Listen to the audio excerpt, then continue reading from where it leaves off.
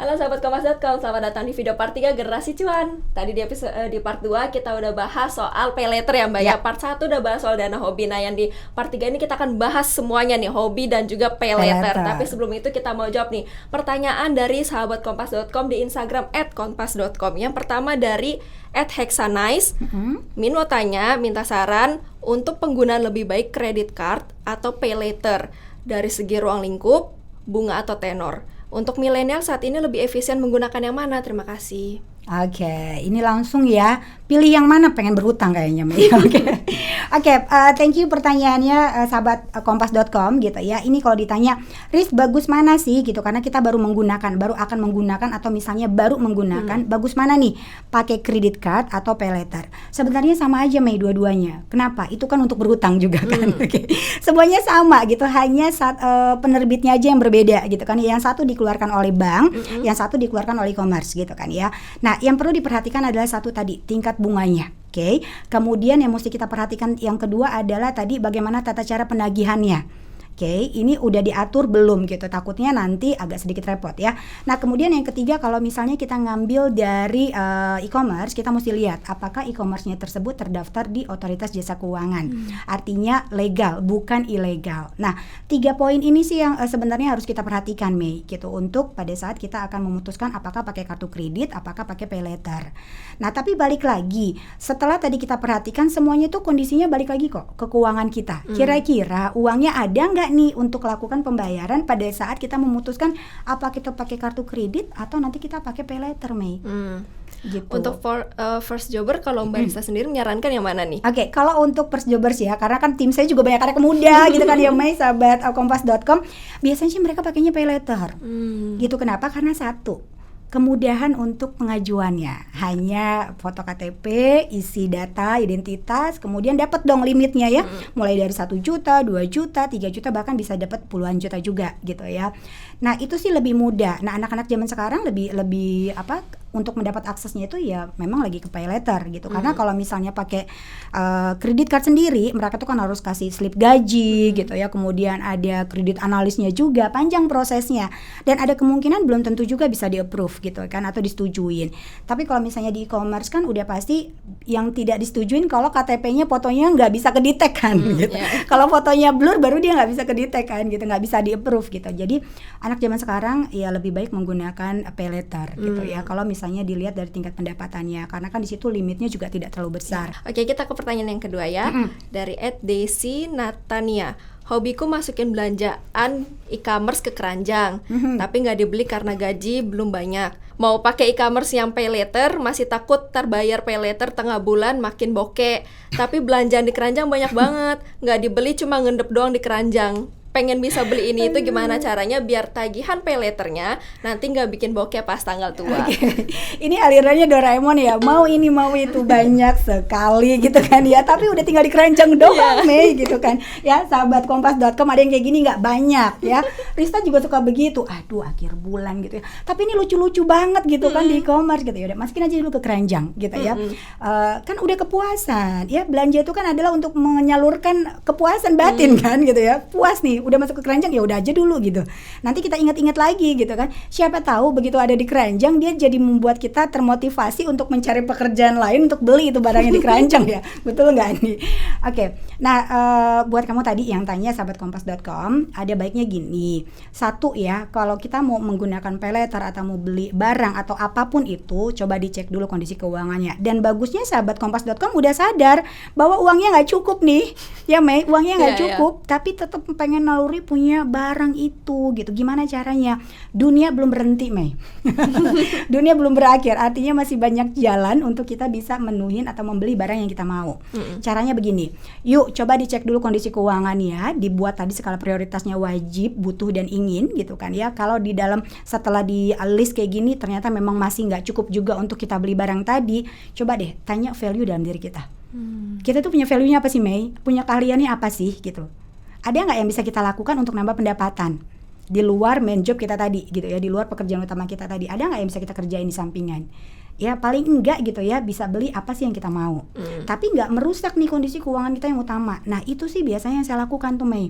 Kan banyak banget yang tertarik sama pay later ya. Sebenarnya ada gak sih risiko-risiko dalam pay later? Oke, kalau risiko-risiko dengan pay later yang tidak terdaftar, tadi e-commerce-nya nggak terdaftar ya, atau ilegal nih ya, agak sedikit repot gitu ya. Satu, resikonya data kita juga bisa bocor tuh Mei. Ya, kamu tahu sendiri dong cara penagihannya tuh ya. Semua yang ada di nomor di telepon kamu, di handphone kamu itu bisa diteleponin semua ya kan gitu, ditagih-tagihin utangnya, itu agak sedikit repot ya, pencemaran nama baik juga ya. Nah tapi kalau misalnya kita menggunakan pay later yang legal gitu ya, kalau dibilang kelemahannya atau apa, balik lagi ke kita kok, karena itu kuncinya ada di kita.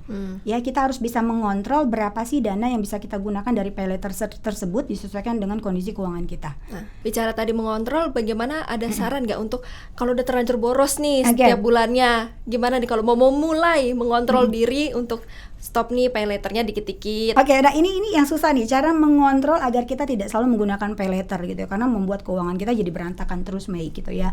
Yang pertama adalah tanya sama diri sendiri, susah nggak sih nyari duit Mei? Ya, susah nggak sih sahabat kompas.com nyari duit? Kita mesti kerja dari pagi sampai malam gitu ya, bertemu dengan bos, bertemu dengan deadline pekerjaan untuk dapetin uang yang masuk ke rekening setiap tanggal 25 gitu, tanggal 10, whatever tanggalnya lah ya gitu ya. Capek nggak sih nyari duit? Capek kan gitu. Aku suka berpikir kayak gini, kira-kira worth it nggak sih kalau misalnya aku beli sebuah barang gitu ya, misalnya dengan harga misalnya 3 juta tuh Mei gitu ya, pakai pay later gitu ya, dicicil atau dicicil 3 kali, 6 kali atau 12 kali gitu ya. Worth it nggak sih aku beli dengan 3 juta, aku bandingin dengan gaji aku yang sekian, dibagi dengan berapa bulan dan per jam ya, hanya untuk dapetin sepatu ini gitu ya. Kalau aku bilang nggak worth it, kayaknya nggak deh. Ini udah capek banget loh dapetin gaji ini, terus aku mau beli ini. Nah, boleh juga dengan cara yang seperti itu. Jadi bandingkan pada saat kita mengeluarkan duit, bandingkan dengan effort yang kita untuk dapetin gaji tersebut. Kira-kira worth it nggak? Tapi kalau misalnya menurut kamu worth it untuk kita dapetin, karena memang sebuah ekspektasi juga gitu ya, tujuan kita bekerja adalah untuk dapetin ini, ya nggak apa-apa juga. Oke. Gitu, kalau ya. misalnya udah terlanjur punya banyak pay later nih, karena akhirnya udah beli ini nggak sadar nih udah pakai pay later. Ada tips and triknya nggak nih Mbak buat sahabat kompas.com untuk ngelola keuangannya nih di tengah himpitan pay later setiap bulannya? Ini banyak banget loh Mei kejadian sejak tahun 2020, makanya tadi faktanya kan meningkat gitu kan ya. Sejak COVID-19 ini hadir di Indonesia tahun 2020 sampai detik ini, angka pengguna yang terjerat pinjaman online baik itu legal maupun ilegal itu cukup meningkat gitu kan ya. Nah, banyak orang yang datang ke Rista untuk curhat gitu ya, untuk konsultasi masalah keuangannya. Ada yang terjebak sampai 45 pinjaman online. Wow, saya sebagai perencana keuangan nih sahabat kompas.com sampai kaget gitu ya. Oh ada ya pinjaman online ini ya. Oh ada ya yang namanya ini ya. Karena yang kita tahu hanya yang legal aja selama ini gitu. Ternyata yang non ilegalnya banyak sekali gitu. Nah, caranya adalah tadi, yuk sadar nyari duit itu nggak mudah. Jadi yang pertama mesti kita lakukan ini adalah satu, di list dulu semua daftar hutangnya gitu ya, itu apa aja, baik itu dari kartu kredit, KTA gitu ya, pinjol dan lain-lain tuh di list gitu ya. Kemudian di list juga jumlah utangnya berapa, cicilannya tinggal berapa lagi. Kemudian kita atur nih kondisi keuangan kita ya, dari pendapatan kita, pengeluaran kita kemana aja, kira-kira berapa yang bisa kita spare gitu ya, yang kita bisa sisihkan untuk mempercepat pelunasan utang kayak ini. Nah, tapi kalau misalnya ternyata dari pendapatan aja udah nggak ada yang bisa kita spare, kemudian langkah yang kedua adalah kita cek kondisi aset-aset kita tuh Mei. Ada nggak nih yang bisa kita liquidkan atau kita jual gitu ya untuk melunasi utang-utang ini. Kalau misalnya nggak ada, parahnya tuh nggak ada sama sekali Mei. Uang nggak ada, aset juga nggak ada, tabungan nggak ada, ini agak sedikit repot. Nah, mau tidak mau ini banyak sekali yang terlibat seperti ini. Saya hanya bisa menyarankan, coba deh gitu ya, kalau misalnya dia memang legal, bisa datang gitu ya, minta keringanan proses pembayarannya gitu ya, baik itu kartu kredit ataupun pinjol sekalipun yang legal ya, bisa kita datangkan, ada kantornya. Minta kebijakan untuk perkeringanan deh proses pembayarannya. Tapi permasalahannya Riz, kalau misalnya dia ilegal ini gimana? Banyak orang yang bilang gak usah dibayar aja gitu kan, nggak tahu kantornya juga di mana gitu kan ya, ketemu orangnya juga gimana gitu. Fokus aja dulu teman-teman gitu, sahabat kompas.com gitu ya. Fokus sebenarnya gini, nggak dibayar juga ya nggak masalah, cuman kan itu beban moral buat kita yang namanya utang.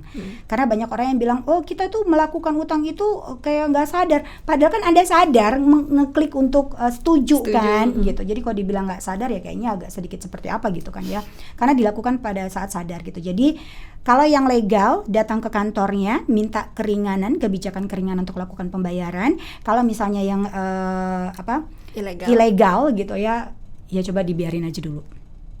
Gitu. Atau misalnya bisa juga ini ya, ke Satgas Waspada Investasi kalau misalnya nanti dia ternyata udah nagihnya, cara penagihannya itu udah yang aneh-aneh gitu kan ya, bisa juga laporin ke kepolisian kan gitu. Oke, ini yang terakhir nih Mbak, tadi kan tips and trick untuk pay letter. Nah ini tips and trick untuk mengelola dana hobi nih tiap bulannya nih. Oke, tips and trick ya untuk mengelola dana hobi tiap bulannya. Kalau saya pribadi adalah dicek dulu hobinya itu mau ngapain ya. Kalau bisa pilihlah hobi-hobi yang bisa mendatangkan pendapatan buat kita. Gitu. Jadi jangan hanya hobi-hobi yang sekedar mengeluarkan uang kemudian barangnya numpuk di rumah dan nggak tahu mau diapain gitu ya. Nah jadi seperti itu, carilah hobi-hobi yang bisa bermanfaat ke depannya, bahkan bisa menghasilkan pendapatan. Nah kemudian dicek lagi kondisi keuangan kita. Lagi-lagi kenapa sih Riz kok dicek kondisi keuangan? Iya dong. Ya sahabat kompas.com, kalau nggak dicek kondisi keuangannya, gimana kita tahu kapasitas kita bisa di hobinya itu di angka berapa? Kapasitas kita untuk bayar apapun itu nanti hobinya menggunakan pay letter, kartu kredit atau apapun itu, ya itu juga bisa jadi ukuran buat kita sebenarnya, dan itu juga bisa jadi alarm buat kita bahwa oh hobi aku tuh sebenarnya hanya sekian nih gitu. Jadi kita tahu gitu ya. Nah kemudian tadi ya setelah dianggarin keuangannya, misalnya gini, Riz aku tuh hobinya misalnya tadi beli make up gitu kan ya. Oke, make upnya berapa lama? Make up kan gak setiap bulan habis gitu kan. Gitu, kita udah bisa mengira-ngira, oh per 3 bulan nih Riz, oke sekali beli berapa, misalnya 3 juta, oke kita cek kondisi keuangan, bisa nggak nih aku bisa saving 1 juta tiap bulan.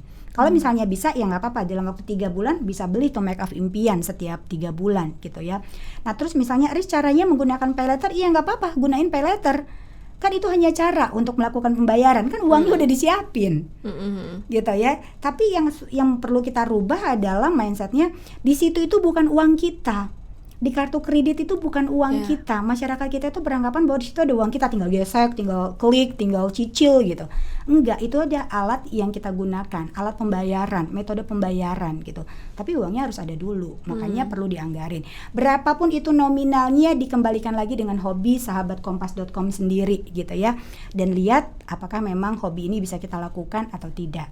Ya menarik sekali ya, bahas hobi dan pay letter ini nggak ada habisnya ini ya Mbak, ya, saling berkesinambungan buat anak muda sekarang. Makasih Mbak Rista selaku Head of Advisory Finansialku telah bergabung nih bersama Generasi Cuan. Sehat dan sukses selalu. Oke, thank you Mai, thank you juga buat sahabat kompas.com. Semoga apa yang kita sampaikan tadi bisa bermanfaat buat kamu. Tapi apapun itu tetap kuncinya adalah di kita, karena uang itu hanya sebagai alat pembayaran yang diciptakan oleh manusia, tapi jangan sampai manusia yang terjebak oleh alat ciptaannya. Luar biasa, menarik sekali. Oke sahabat kompas.com, kita akan ketemu di episode lainnya di Generasi Cuan. Pastikan kamu subscribe dan juga notifikasinya dinyalain dong, supaya Generasi Cuan lainnya, episode lainnya kamu bisa tonton. Kami semua pamit undur diri, sampai ketemu di Generasi Cuan lainnya. Pastikan kamu jadi generasi yang pandai melihat peluang. Sampai jumpa.